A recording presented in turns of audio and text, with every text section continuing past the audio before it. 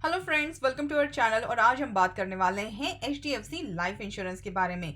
52 week लो hit किया इसने। Latest closing price है 523.20। लार्ज कैप कंपनी है। अगर हम पी रेशियो देखें तो वो है 81.22, जो कि बहुत ज़्यादा हाई है। सेक्टर पी से अगर हम कंपेयर करते हैं जो है 25.91।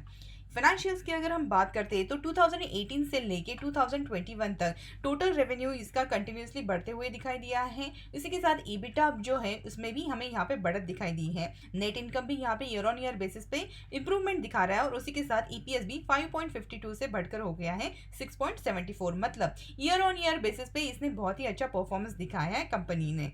अगर हम शेयर होल्डिंग के पैटर्न की बात करते हैं तो टोटल प्रोमोटर होल्डिंग यहाँ पे 51.55% है। म्यूचुअल फंड 4.10% है। Domestic institution 1.73%। फॉरेन इंस्टीट्यूशन 29.20 और बाकी के रिटेल इन्वेस्टर्स हैं यहाँ पे 13.42 की हिस्सेदारी लेकर। अगर आप नोटिस करते हैं तो यहाँ पे कंपनी का जीरो प्लेज है, जो कि बहुत अच्छी बात है कंपनी के लिए। कंपनी की स्ट्रेंथ की अगर हम बात करते हैं तो यहाँ पे जो कंटिन्यूसली नेट कैश जो है यहाँ पे ऑपरेटिंग एक्टिविटीज से बढ़ते हुए दिखाई दे रही है। ग्रोथ दिखाई दे रही है इनके नेट प्रॉफिट और प्रॉफिट मार्जिन में। अगर हम ईयर ऑन ईयर बेसिस पे कंपेयर करते हैं, कंपनी बहुत ही कम डेप्थ लेकर चल रही है और यहाँ पे इनका नेट कैश फ्लो है जो लास्ट 2 साल से बढ़ता हुआ दिखाई दे रहा है। एनुअल नेट प्रॉफिट और बुक वैल्यू भी इसमें इंप्रूव होते हुए दिखाई दे रही है। और जैसे कि हमने कहा है, जीरो प्रमोटर प्लेज है। FII और FPI यहाँ पे अपने शेयर होल्डिंग इंक्रीज करते हुए दिखाई दे रहे हैं। वीकनेस की अगर हम बात करते हैं तो यहाँ पे नेगेटिव ब्रेकडाउन हो गया है। 52 वीक लो लगाया है। म्यूचुअल फंड ने अपने शेयर होल्डिंग डिक्रीज कर दिए हैं और ROCE जो है वो लास्ट 2 ईयर से डिक्लाइन होते हुए दिखाई दे रहा है। उसी के साथ ROE भी डिक्लाइन हो रहा है और नेट प्रॉफिट में भी क्वार्टर ऑन क्वार्टर बेसिस पे डिक्लाइन दिखाया है। प्रमोटर ने अपने जो शेयर होल्डिंग है वो यहाँ पे कम कर दिए हैं। वीक मोमेंटम है। हाई वॉल्यूम के साथ ये टॉप लूजर भी यहाँ पे दिखाई दे रहा है। ROE की अगर हम बात करते हैं तो देखिए, अगर हम 2017 से कंपेयर करते हैं तो यहाँ पे घटते हुए दिखाई दे रही है। 12.15 हो गई है। ROCE भी 0.95 हो गया है, जो कि डिक्रीज हो रही है year on year basis. Return on asset भी यहाँ पे घट गया है, 0.75 हो गया है। डेब्ट टू इक्विटी यहाँ पे कंपेयर करते हैं तो पहले 0 था, लेकिन उसके कंपैरिजन में अभी 0.05 हो गया है। लास्ट 3 साल का अगर हम यहाँ पे CAGR नेट प्रॉफिट लेकर चले तो वो है अभी यहाँ पे 10.87। अगर हम कंपेयर करते हैं तो पिछले साल ये था 20.95, तो उसके कंपैरिजन में यहाँ पे कम होते हुए ही दिखाई दिया है। अब अगर हम न्यूज़ की बात करते हैं तो 7 फेब की न्यूज़ है, जहाँ पे इन्होंने बताया है कि HDFC ग्रुप के शेयर जो है कंटिन्यूसली यहाँ पे हैवी सेलिंग प्रेशर की वजह से नीचे गिरते हुए दिखाई दे रहे हैं। रीज़न, कंटिन्यूसली यहाँ पे सेल ऑफ हो रहा है FII की तरफ से, जिसकी तरफ से करना हमारा मार्केट इंडाइसेस भी है, यहाँ पे भी गिरावट दिखाई दे रही है। और उन्होंने कहा है कि RBI जो है अपना पॉलिसी रेट भी यहाँ पे हाइक कर सकती है। क्रूड ऑयल कंटिन्यूसली बढ़ता और जा रहा है और इन सारी चीज़ों की वजह से यहाँ पे मार्केट में गिरावट है। अगर हम यहाँ पे 10 फेब की न्यूज़ की बात करते हैं तो इन्होंने ये कहा है कि इंश्योरेंस स्टॉक जो है वो आगे भी अंडर परफॉर्म करने के चांसेस ज़्यादा हैं। उसके कुछ रीजंस भी उन्होंने दिए हैं। पहले तो इन्होंने बताया कि लास्ट 3 मंथ से ये जो इंश्योरेंस कंपनी है 15% डिक्लाइन दिखा रही है। लास्ट 6 मंथ्स की बात करें तो 10% डिक्लाइन दिखा रही है। रीज़न यहाँ पे उन्होंने बताया है कि इंश्योरेंस कंपनीज कंटिन्यूसली यहाँ पे जो हाई क्लेम हो रहा है, बोथ जेन्युइन और उसी के साथ फ्रॉड क्लेम की वजह से प्रॉफिटेबिलिटी मार्जिन जो है उस पर बहुत ज़्यादा प्रेशर आ रहा है। और इसी के चलते हुए अब कंपनी जो है नया जो प्रीमियम ग्रोथ है उन्होंने स्लो डाउन किया है पिछले 2 से 3 क्वार्टर से। और कंपनी भी अभी विलिंग नहीं है कि वो ड्यू टू अनसर्टनिटी और रिस्क की वजह से यहाँ पे नए प्रीमियम उठा सकें।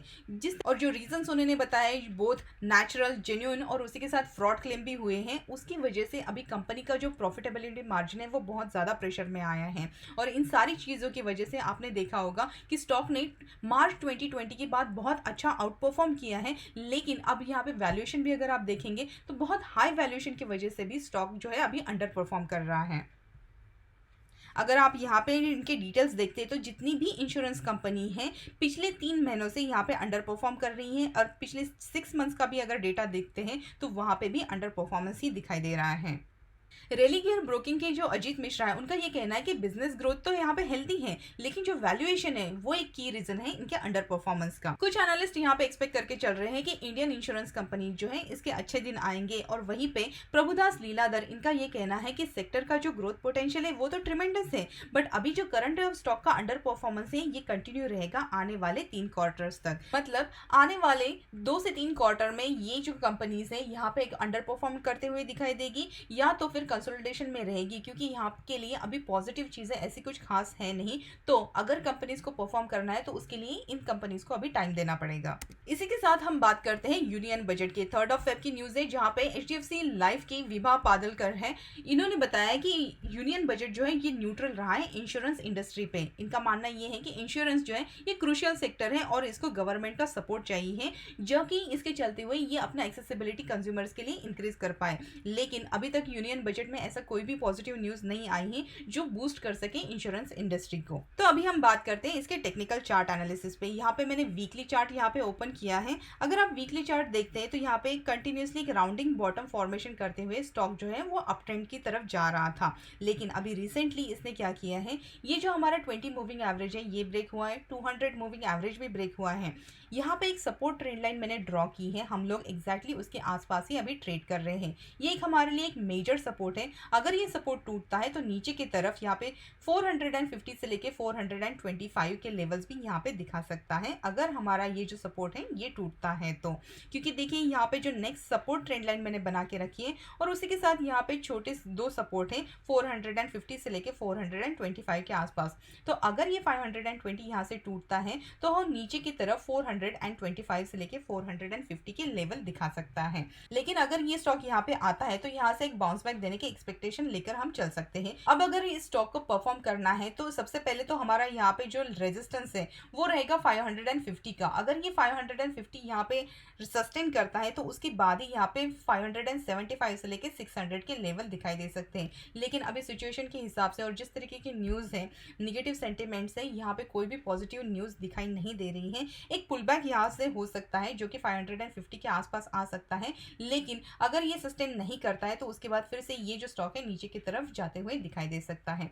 तो आई होप इस वीडियो में जितने भी इन्फॉर्मेशन हमने यहाँ पे बताई है वो आपके लिए कुछ ना कुछ वैल्यू ऐड जरूर की होगी। अगर ऐसी बात है तो हमें कमेंट सेक्शन में बताइए, वीडियो को लाइक कीजिएगा और अगर हमारे चैनल पे फर्स्ट टाइम है तो चैनल को सब्सक्राइब करके बेल आइकन दबाना मत भूलिएगा। और मिलते हैं हमारे अगले वीडियो में। Thank you so much.